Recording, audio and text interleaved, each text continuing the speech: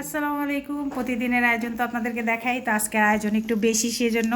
আর বেশি হওয়ার কারণ হচ্ছে ভাই বোনদের জন্য যে আয়োজন করছে সেটা আসলে ভাই বোনের টান বলে শেষ করা যাবে না। আমি আজকে আমাদের রোজা শেষ 6 রোজা, ভাবছি শর্টকাটে কিছু করে ফেলবো, কিন্তু যেই আমার ননদটা বলছে যে ওরাও রোজা রাখছে, একসাথে ইফতার করবে, আর আমার জামাইয়ের দৌড়াদৌড়ি শুরু হয়েছে।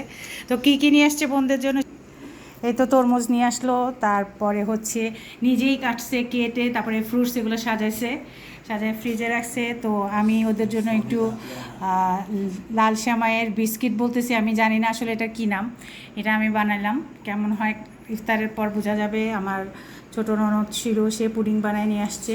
তারপরে কি বলো বলো, আমাকে খালি ফ্রুটসের নাম ওখান থেকে ইশারা করতেছো। সবেদা, পেয়ারা, খেজুর সব বলো। হ্যাঁ বলো, তুমি বলো, আজকে তুমি একটা বলো, আমি দেখাই।